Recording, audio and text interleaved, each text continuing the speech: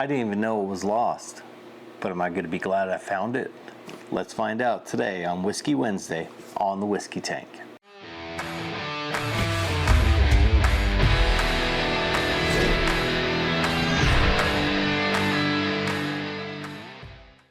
Hey everyone, thank you for stopping by the Whiskey Tank. Welcome to Whiskey Wednesday. If this is your first time here, I appreciate you stopping by. If you're a return viewer, thank you so much for coming back over and seeing what we had on the bar today. Today's a fun one. I did a little road trip this weekend with a friend of mine and went down and picked up a bottle that I had ordered over at SNW Liquor in Temple Hill, Maryland. I follow them on Facebook, and they usually have some pretty good drops, and they're pretty fair and reasonable with their price. So I said, well, let me take a 2-hour trip over there and pick up this bottle, which is the 13th Colony 113 Maple. And so this one's made with maple wood spirals in it, so not to be confused with the maple finish. This is going to be a review for another day, but that's what brought me to this bottle. So I stopped into S&W to pick up my order. I had a couple bottles of that. I was picking up a bottle for a buddy of mine, and as we were waiting up there, was it was unique for a liquor store. I had never been over to S&W. Walk in the store, and there's a group of people hanging out by the back of the store where they have this little kind of bar set up, a bunch of bottles, all the bourbons behind them and everything, and a row kind of similar to what I got here of store picks and different bottles that they have available. Behind the bar is a fellow named Kevin Shiflett. From what I understand, Kevin's the owner-operator over there, and I just kind of hung back for a second and kind of watched what was going on. Up there is like you're sitting in somebody's basement bourbon bar, just having a good time, hanging out. People are interacting, talking about different whiskeys that they had, talking about their opinion on things. It was zero pressure whatsoever. You wouldn't have known the guy standing behind the bar area was the owner. He was just cooler than the other side of the pillow, just hanging out, gabbing, chatting it up. As I was standing there waiting, because I didn't want to interrupt the conversation, was having some folks to let them know I was there to pick up some bottles. They were all kind of enjoying samples of store picks and different things like that to see what they were going to bring home with them that they hadn't planned on bringing home with them. And I saw this bottle sitting up on the shelf. The guy that I went down with said that he had picked one up. It's kind of an interesting bottle. I don't know if you're familiar with Found North. I'm going to grab a couple of their bottles real quick to just show you some of the other things that I've been able to pick up from them. I haven't cracked these bottles yet. I'm going to do a review on them when I get a chance. But stand by. Poof. Through the magic of editing, they're here. So I got involved with a couple of email lotteries. They send you an email so you can enter into a lottery at Found North, and I got this 21-year-old Peregrine Found North, and I got this 18-year-old batch 11 Found North. And so I tried some of my friends. My friend had I think it was a 15-year-old Hoverhawk. My friend Oliver had that. I was able to try a little bit of that. And then my friend Dave had, I want to say it was a batch 8 of Found North whiskey, and I tried that while we were sitting out last year waiting for an allocated drop at one of the liquor stores, and I said, this stuff is really interesting. Might have to splurge on this. Some of these bottles are a little pricey, but no more than what the age kind of defines that they should be. They are a Canadian whiskey, so it's a little bit different than American whiskey, and I don't know all the ins and outs of that, but I will let you know what I do know. So they're all made, as far as I know, and if somebody knows differently, go ahead and correct me. Trust me, you're not going to hurt my feelings. I just kind of put out the information that I have the best I have it.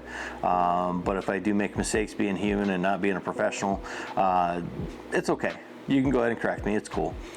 But from what I understand, they mix all their batches different. So they do like their corn liquor, their corn whiskey in one batch. They'll do all their rye in one batch. They'll do their malts, in one batch, and then they kind of mix it all together and do their blends from that. And that's what they call a single barrel. So this is the first single barrel of theirs that I've ever seen. It's kind of neat, and I'm going to go ahead and let you know what's in this as far as like the blend.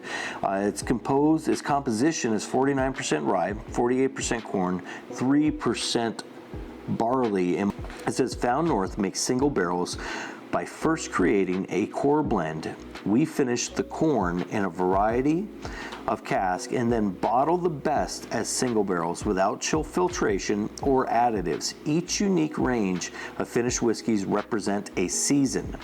This particular bottle is season 6, cask 6105, and bottle number 74. The blend that they have here is a 12-year rye, so that means that's what this is called. This is a 12-year single barrel, but this is where it gets fun.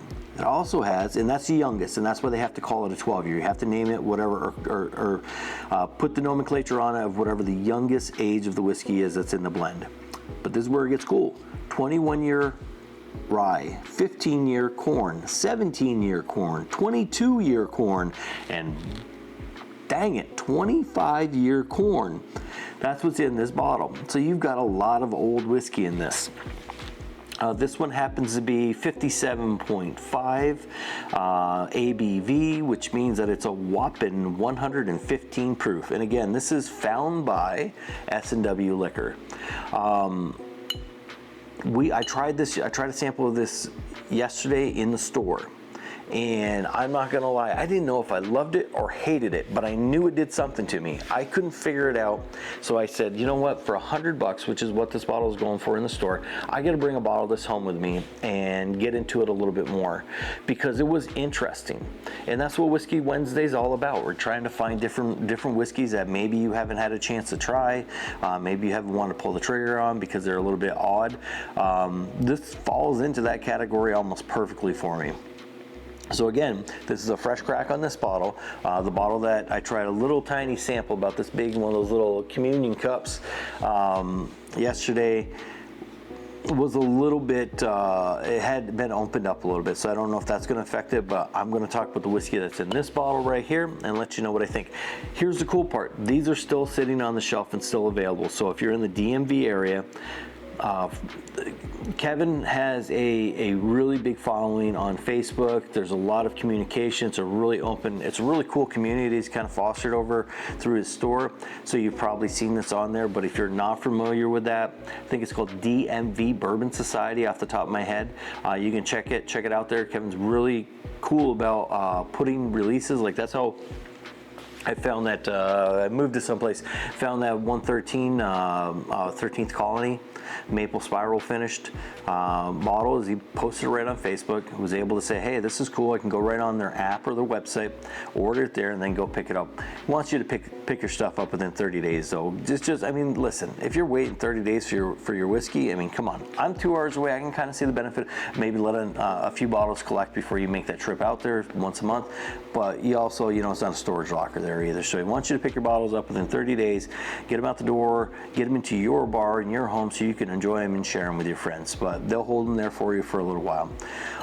That's how I found the original 13th Colony bottle, and that brought me to this one. So pretty long intro, but I think there was a lot of information there. So let's do what we should be doing and get into this bottle. Sometimes these open hard, but oh, this one's opening nice. I've had some of these, especially in tumbling dice bottles, when they're waxed like this, and it's not like wax from like Maker's Mark. They peel off hard, but that's a win, because that's a pretty good peel off. Let's hear that cork pop.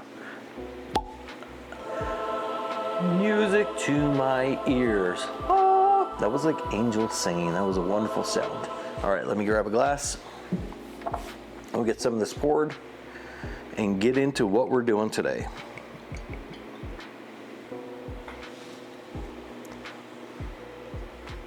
Hey guys, sorry if the camera jumps in and out of focus a little bit. I apologize for that. Trying to get everything dialed in, so I appreciate your understanding as I get all the technical stuff worked out here on the channel. But hey, let's see how the nose is on this.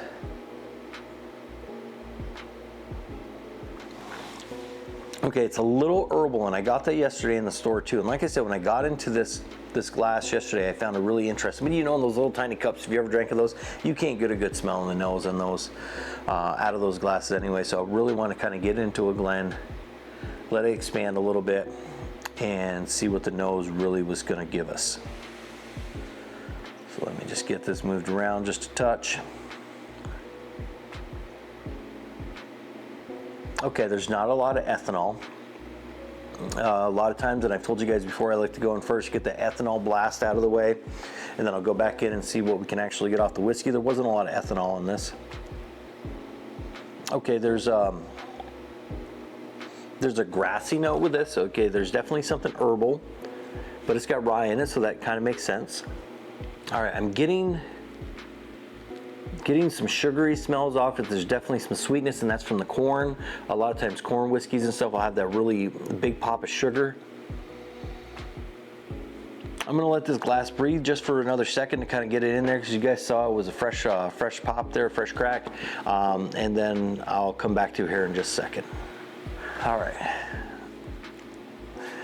I'm letting it breathe a little bit because, like I said, it's a fresh crack on this. So I want to kind of give it a little bit of a chance anyways to fill the glass up some and see what I can explore in this glass and let you know what the notes are.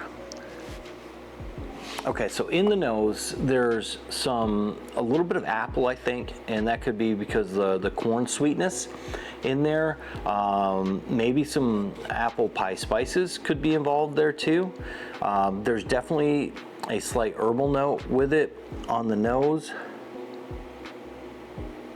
And there's sugar that comes off. So it's a unique nose on this glass. But hey, here's to Whiskey Wednesdays. Cheers. Let's see how it is on the palate.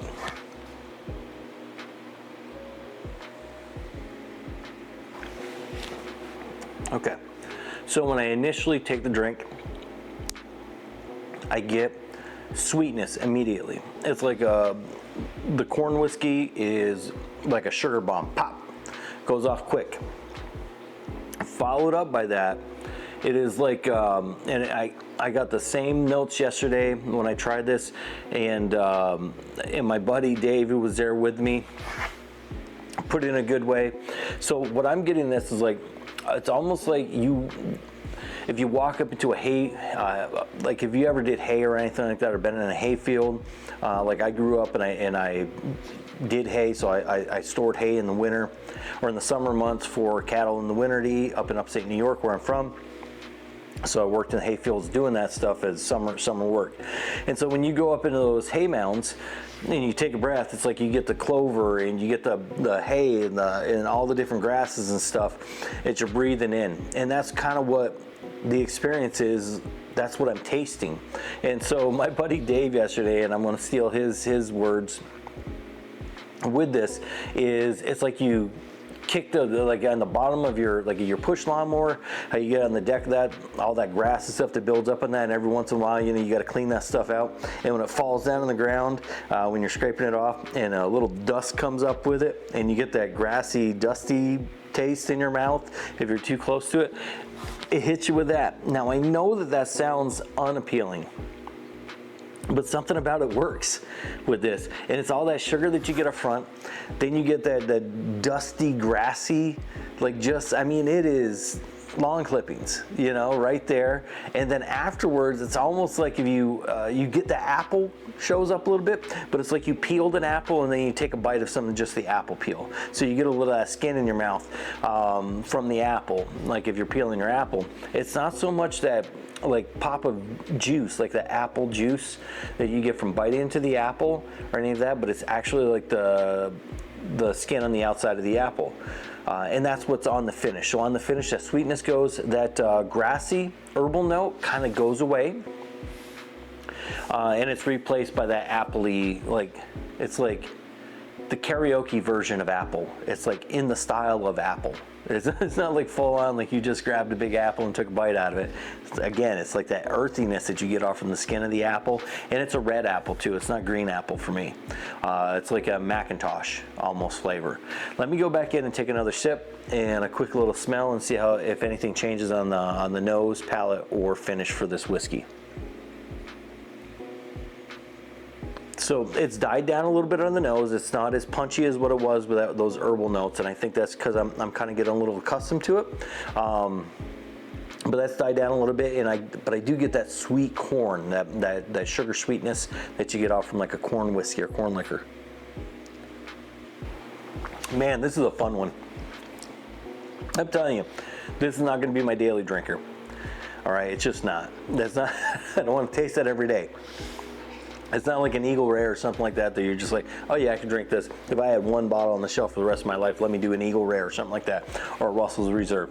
This is something that you're only going to want to pull out and enjoy on special occasions because it is all there. You take that initial drink, and up front in the palate, you get a pop of sugar, corn sugarly, like that corn sugar liquor taste. That's just like, I mean, it's just the brightest crystallized sugar flavor that you can imagine. It moves right into that grassy, herbal, dusty, earthy flavor on the back end of the palate. And then as you swallow and that goes down, you get that little Canadian hug, I guess it would be with this because it's Canadian whiskey. It starts going into more of those earthy apple flavors. And here's a little side note. In French, a potato is called pomme de terre, or apple of the earth. And so maybe that's what this is. This is earthy apple, so it's just the opposite. Maybe that's the French version of it, I guess. But no, I just don't want to confuse you. It's not vodka, it's not potato flavored at all, but it is earthy apple on the finish. It's a really interesting whiskey. Listen, I've spent 99 bucks on worse things than this.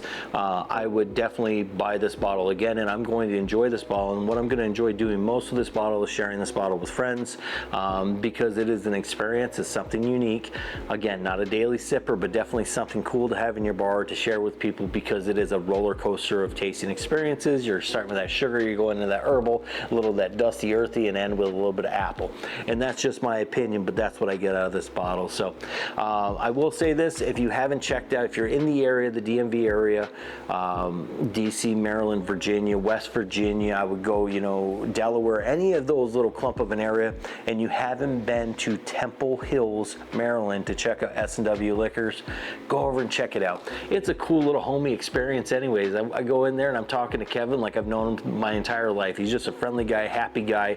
I've seen him on Facebook videos and stuff, or doing things like that, and he's got a cool little following, and I can understand why. The guy's just, I mean, he's down to earth, just a cool guy.